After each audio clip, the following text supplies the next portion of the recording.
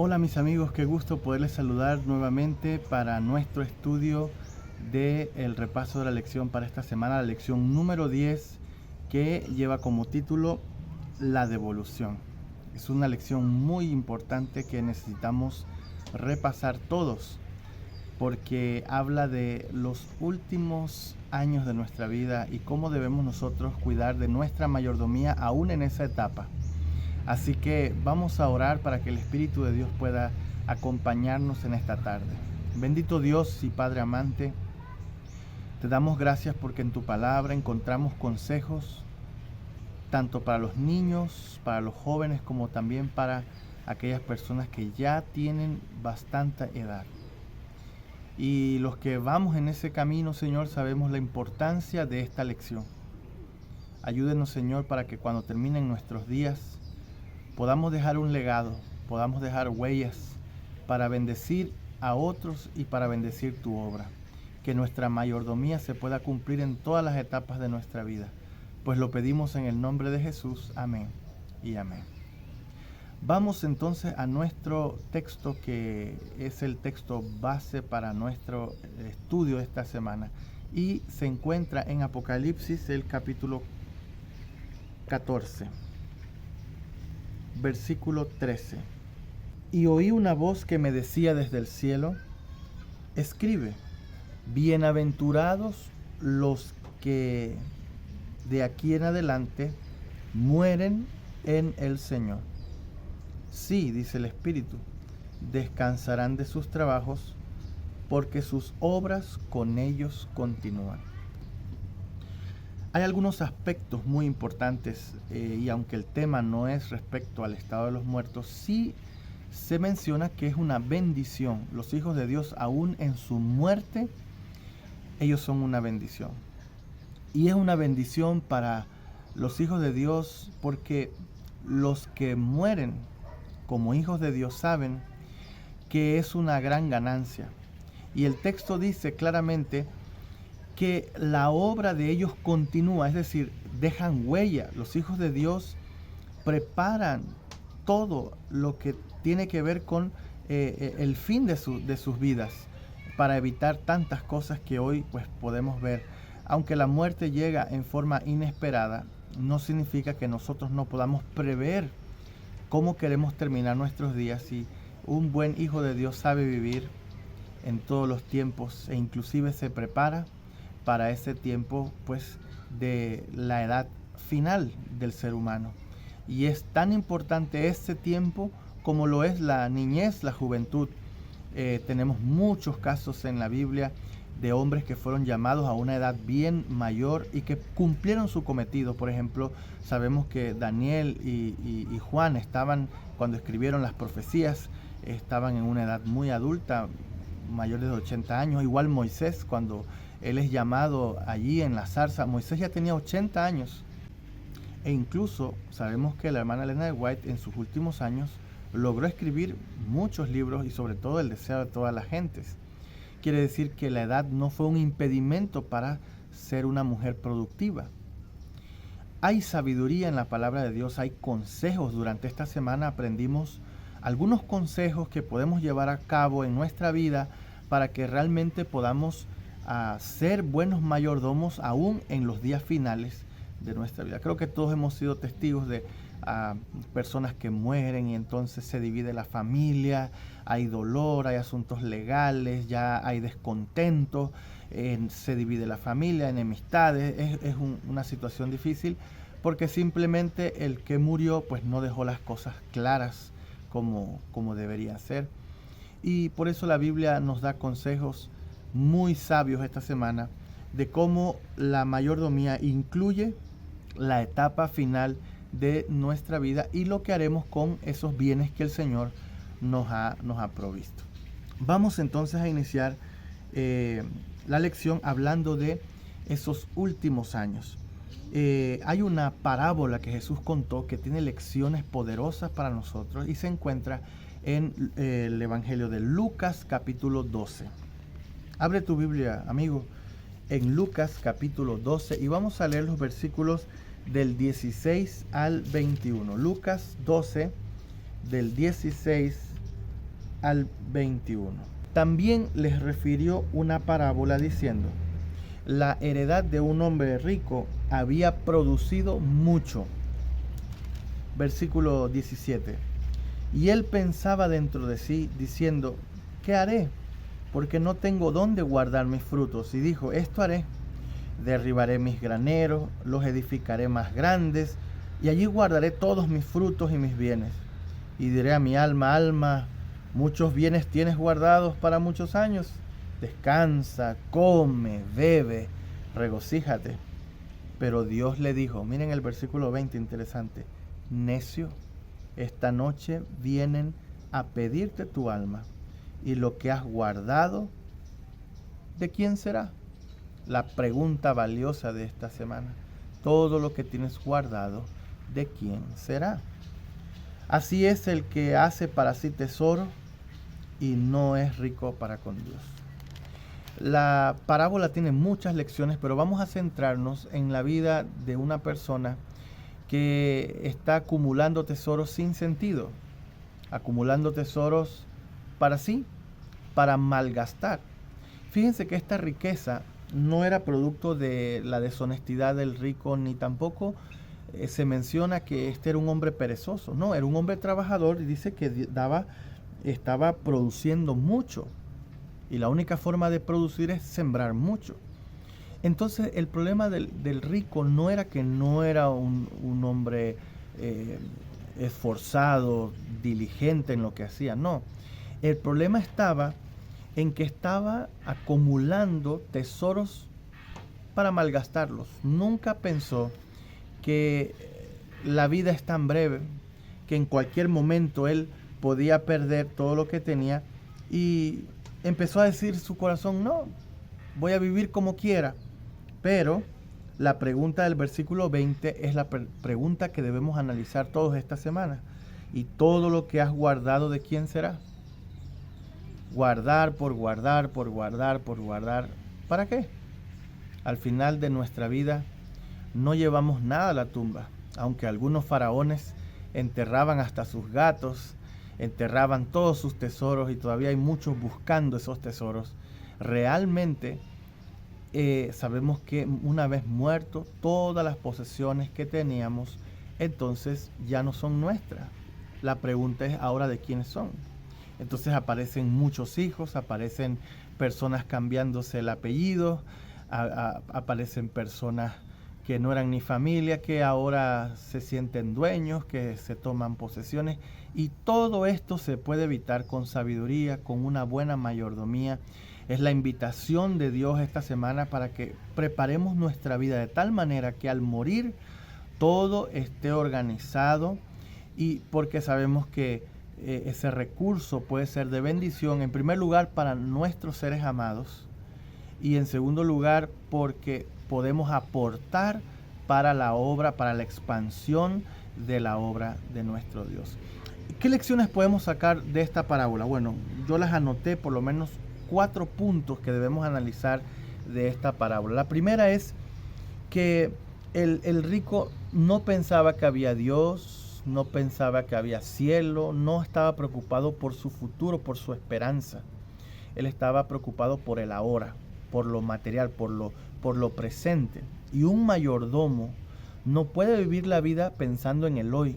Tú tienes que aprender a vivir en el futuro, lo que va a pasar contigo, las consecuencias de tus acciones hoy. El segundo principio que yo encuentro en esta parábola es que el problema no era gastar, el problema era cómo lo pensaba gastar. Su planificación estaba errada. Número 3, él no estaba preparado para morir, porque estaba haciendo planes para vivir como si fuera eterno. Hay que hacer una planificación inclusive para la muerte. Qué interesante ver a Jesús, por ejemplo, en la cruz, clavado, entregando a su mamá a Juan y diciéndole: Juan, ahí está tu madre. Y le dice a mamá: ahí está tu hijo. Hasta en ese último momento pensó en su mamá. Una planificación correcta de la muerte de Jesús. Todo estaba en orden. Todo estaba listo para ese día. No lo agarró por sorpresa. El Señor tenía un plan y ese es un ejemplo para nosotros, para la planificación que debemos ejercer. Y bueno, el punto 4 que ya lo mencioné es que la edad nunca es un impedimento para organizar y para servirle al Señor. Pueden ser los años más productivos de la vida de una persona, porque inclusive puede disfrutar del esfuerzo de su vida y realmente puede beneficiar a otros.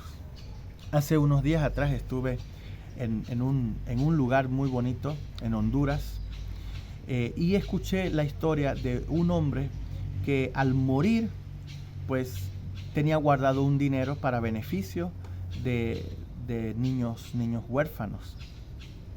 Y bueno, al morir dio una donación y con esa donación se hizo una piscina para que los niños del orfanato disfrutaran.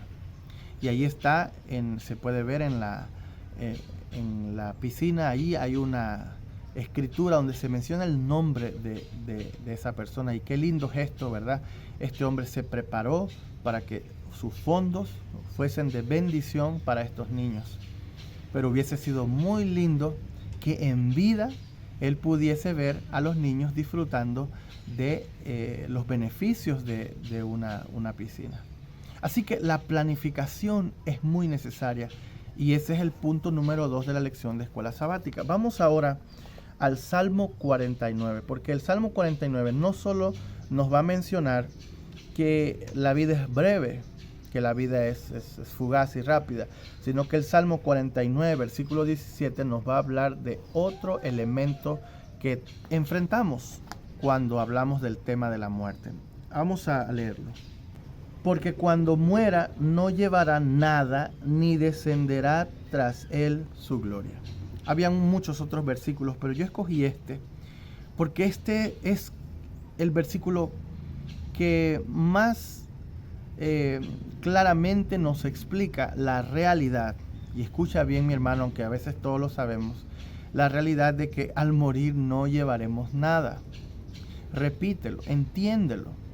Todo lo que tú tienes ahora quedará en manos de otra persona. Entonces, si tú puedes evitar la confrontación cuando ya no estés, tienes que anticiparla, tienes que hacerlo en el nombre de Dios. Tienes que pedirle sabiduría a Dios para planificar tu vida. La planificación es necesaria.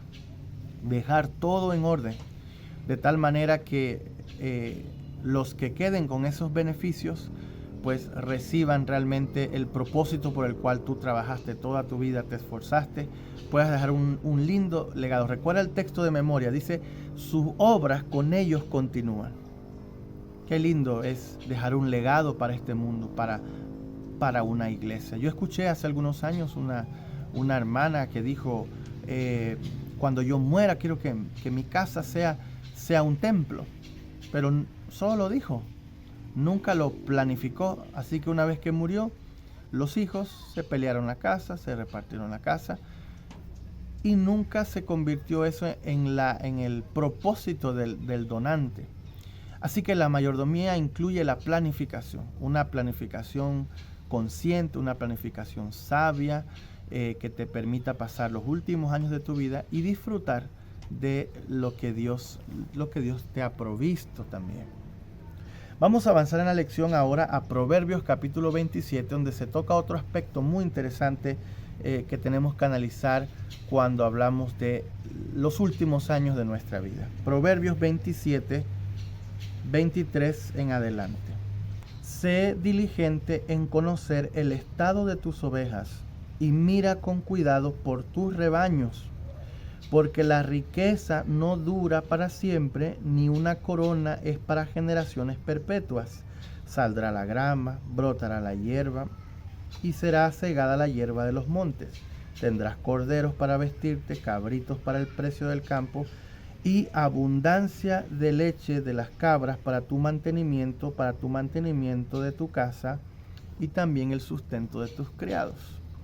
Qué interesante es este texto, y aunque está en un contexto de gente que cuidaba ovejas y de gente que sembraba, y tenemos que sacar los principios de allí para nuestros días, estamos hablando aquí de la importancia de ser diligentes, de la importancia de organizar nuestra vida para esos tiempos finales.